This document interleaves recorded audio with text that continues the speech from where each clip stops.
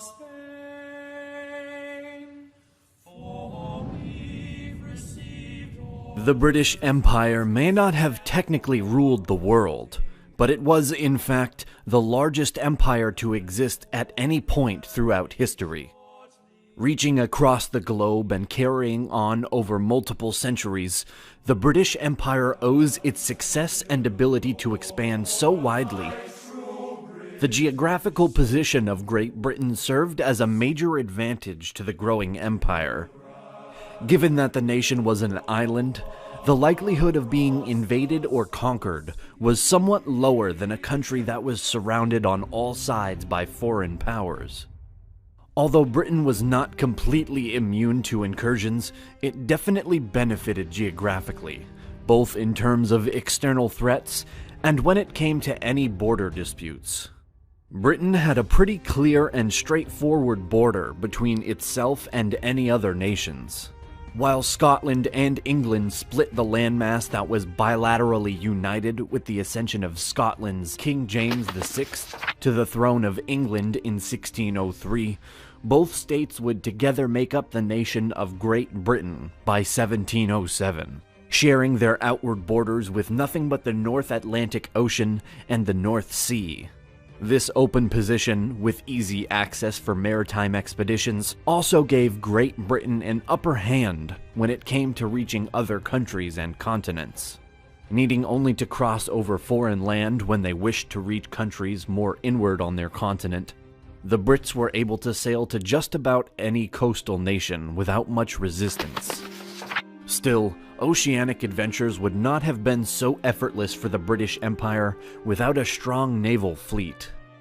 This is where the size and power of the Royal Navy became a center point of British success.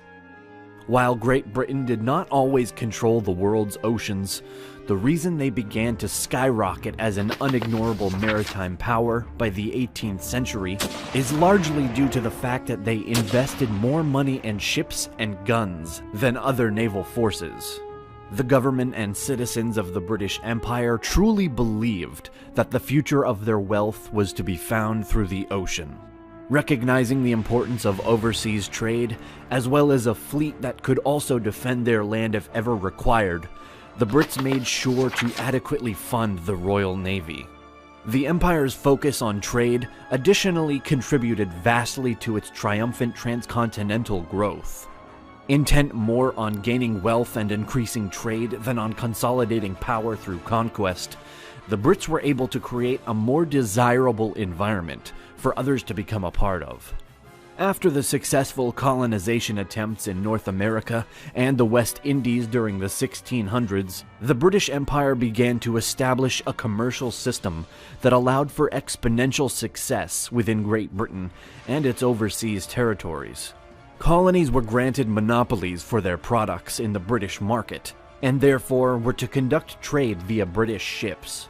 In 1651, the Navigation Act would prompt the development of a closed economy between the empire and its colonies, thus creating a system where all colonial imports were required to come from Great Britain and all colonial exports were to be sent directly to the British market by the way of British ships. During the same century, the British East India Company was established as a means of trade between Great Britain, East Asia, Southeast Asia, and India. Initially focused on the spice trade, the East India Company later incorporated other goods such as silk, cotton, tea, opium, and more. Politics made its way into the company later on, despite the origin being purely based on establishing more trade opportunities. Driven limitlessly by the concept of controlling a global trade market, the British Empire continued to extend its reach across the continents of Europe, Asia, Africa, Australia, and the Americas. While the process of colonization varied from territory to territory, one thing that remained consistent was the form in which these expeditions began. Unlike other empires who chose to expand through the use of military might and sovereign claims to power, the British facilitated most of their expansion through the establishment of trading posts and systems. Nonetheless, the British Empire was not a completely non-violent authority. On top of the Anglo-Dutch and Anglo-Spanish wars near the start of British expansion, the empire also engaged in conflict with its American colonies during the American Revolutionary War, later followed by the dissension in India, succeeding the decline of the Mughal Empire, and leaving the British East India Company as a prominent political power in the region. The presence of Britain in India was also notably more forceful than some of their other trade-focused enclaves, demonstrated by the expansion of the East India Company's power through the threat of violence against those who protested. The continued tensions between the British and French were no longer secluded in India either, as the 7 Years' War erupted in 1756, lasting until the Treaty of Paris was signed in 1763, leaving Britain as the leading power across India and the world's oceans. When the American Revolutionary War came in 1775, after the British Empire responded to the "no taxation without representation" movement of the Americans by sending troops to try and subdue the colonies, France and Spain chose once again to go to war with Britain, now as allies of the newly declared United States. In 1783, at the Peace of Paris, the British Empire was forced to acknowledge American independence, in turn relinquishing any control over their former colonies. Devising a new strategy after such a drastic loss of territory, Great Britain now turned its attention toward the continents of Asia, Africa, and Australia, marking what some historians call the beginning of the Second British Empire. Though trade between the United States and Great Britain actually continued after the installation of independence, the empire chose to utilize the uncolonized coasts of Australia, which had been discovered by a Dutch explorer, Willem Janszoon, in 1606, and later claimed for the British Crown by James Cook in 1770 under the name of New South Wales.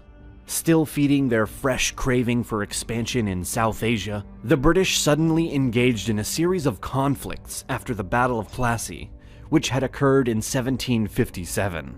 By 1774, the British Empire took on a chain of attacks. The Anglo-Mysore Wars were fought until 1799, followed by clashes with the Pindaris. Attacks on places like Sindh and Burma also accelerated the new consolidation efforts of the British East India Company, on top of what was referred to as the Doctrine Lapse, where the Brits forbid the ascension to the throne of any Hindu ruler if they were not the natural heir. Once the current Hindu leader either died or was removed in some way, the British would occupy his state and gain control. These acts by the British Empire, combined with other forms of forced westernization of the Hindus, led to the Sepoy Mutiny of 1857 to 1859. Tired of the current heavy-handed British rule, the Indian troops of Meru sparked a rebellion that would spread throughout the nation. Peace was finally declared in July of 1859, and the British East India Company was scrapped. Although the empire maintained a level of control under the crown until 1947. During this span of time, Great Britain set about making its presence better known in Africa as well. Although the Royal African Company had been established back in the 17th century, finding ample profit in the slave trade until its abolition in 1807. It was not until the 19th century that the Brits realized the potential benefit of forming a trade route across Africa, with its eyes set on establishing outposts spanning from Egypt down to the southern half of the continent. The British Empire found itself in a race against the other growing European powers, such as Italy and Germany, which eventually led to the Berlin Conference. The conference, which occurred in 1884, was intended to create some harmony between the competing colonizers. Great Britain was ultimately awarded most of northeastern Africa and all of southern Africa, meaning that at its peak in the continent, the British Empire ruled over approximately 30% of the African population. Globally, at the height of Britain's domination, it controlled roughly 22 to 25% of the world's land surface, and by 1938, governed around 20% of the world's population. This remarkable prosperity was accomplished through a geographical advantage, supreme naval might, and the strategic focus on trade and wealth over bullish sovereign power for the sake of an emperor. Till we strike soundings in the channel of old England, from Hush and from Sicily to Scilly, for this land we made was a point called the Dead Man. Next Ram's Head off the North, Portland and wide.